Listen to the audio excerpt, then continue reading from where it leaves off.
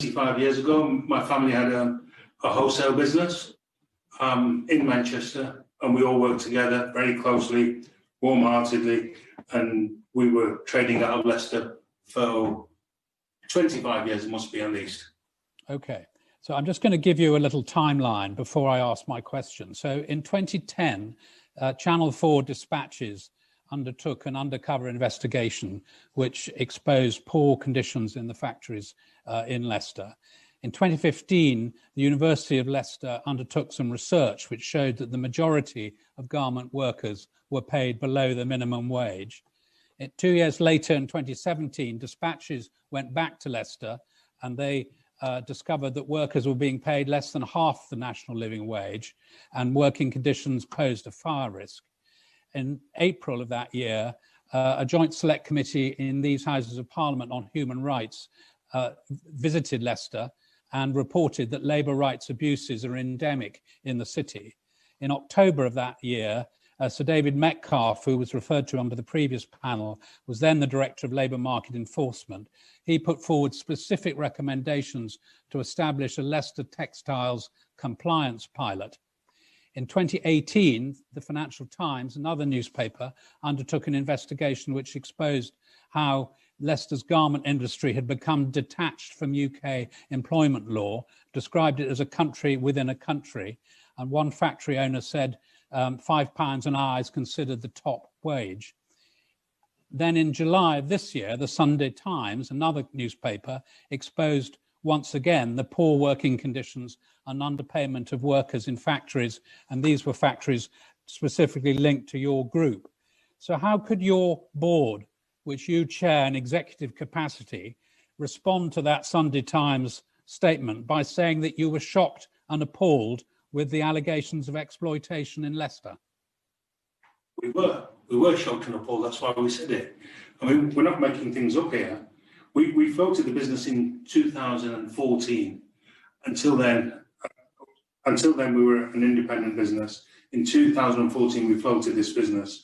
I'd like to state that none of these factories belong to Boohoo or the Boohoo Group or anybody else. Mr. Kamani, that you founded Boohoo with your brother Jalal, is that correct? Yes, with my family and Carol. Yes, we founded Boohoo. Indeed, and Jalal Kamani, I think, is still a shareholder in Boohoo, but he obviously went his separate ways and set up I Saw It First, which is a similar.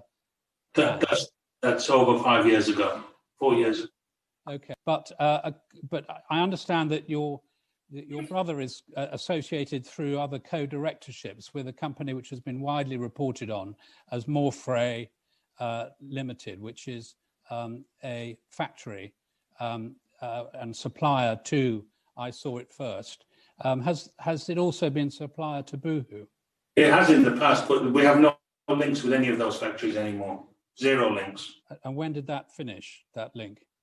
That's an ongoing thing. So our factories, maybe again, we've not been diligent enough to look at the internals of the ownerships of those factories. But we have been doing lately as a process, and we do not do any business with any associated companies.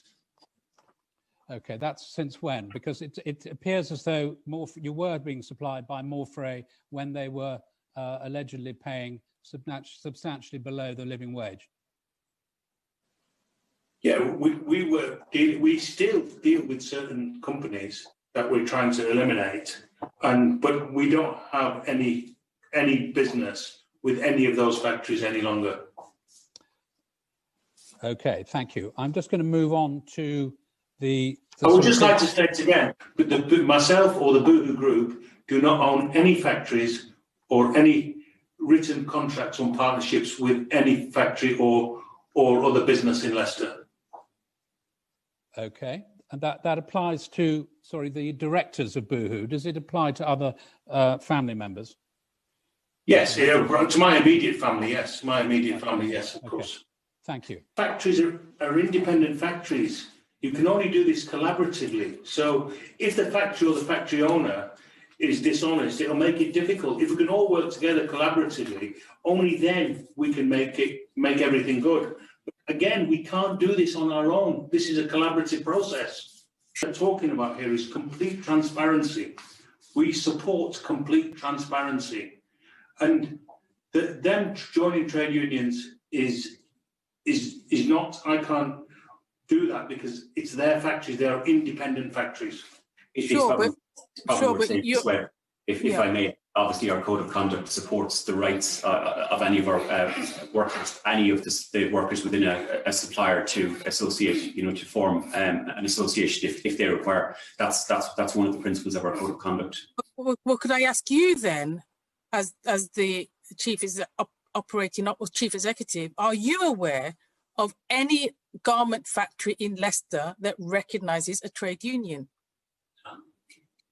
I'm not aware of any garment factory in Leicester that recognises a trade union. What I can say to you is that, as I said, our code of conduct and most other retailers' code of conduct allows, for freedom of association. Allows more transparency. We're in support of. Yeah. Anything that allows transparency and the safety of the workers, we are supporting fully. We're 100% committed behind it, as are all my colleagues, as is this Boohoo group. We are proud of this business and we are proud to make good and help make good. And again, let's make good, but we need to do this together. We need to do this together. And the last 12 months have been very difficult for me, my family and my colleagues. We have made some mistakes, but over the last 14 years, we've got more right than wrong. And we have a very, very fast growing business. I'm determined to fix whatever's gone wrong, and I understand things have gone wrong because of the fast-growing nature of this business. Me and my colleagues and all at Boohoo are seeking to make a better Boohoo. That's why we started the Agenda for Change and commissioned Sir Brian Levison. Basically, I'm a market trader that has been very fortunate. Built a great British business. I've not done anything like this before, so I apologise in advance if I'm a bit slower, maybe I'll stutter. It might take me some time to answer your questions. But I really am here to answer your questions so you can get to know me a bit better and my business, not just read the headlines of the newspapers. Unions would like to have a meeting with Mr. Kamani, and all I am seeking to ascertain is whether or not Mr. Kamani would please be willing to have that meeting with USDOR, because they would very much like to have a meeting. What I would like to say, that I personally don't want to join the union. So I don't want to meet them.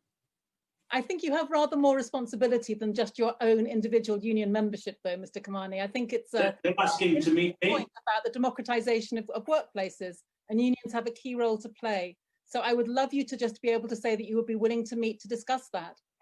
I don't want to join the union personally, so I don't want to meet them. But they are free to campaign outside the warehouse, outside our distribution centres, and outside. And anybody here who would like to join them are also free to join them. I'm more than happy for people to join. I think that's a little disappointing. I don't see why a meeting would be such a difficult thing to grant. I don't want to join. I personally don't want to join the union. Thank you. I will note that answer, but I do think that if you want to be a force for good in the world, as you claim, then having a meeting with some people who are quite important in your industry who would like to meet you is a slightly strange way of doing it. You must respect that we have a very fast-growing business. It is busy. We started with 2 people in 2006. We now have 8,000. My time is stretched. We have lots of colleagues, and everybody in here is free to join the union. I do not wish to meet them because I do not wish to join personally. Thank you. Say that we requested this meeting to show our commitment and our transparency and our openness to come here in front of you, something I've never done in my life, to sit in basically what you call the hot seat and offer ourselves. That surely is a commitment. It's not one thing I want to make better. It's everything I want to make better.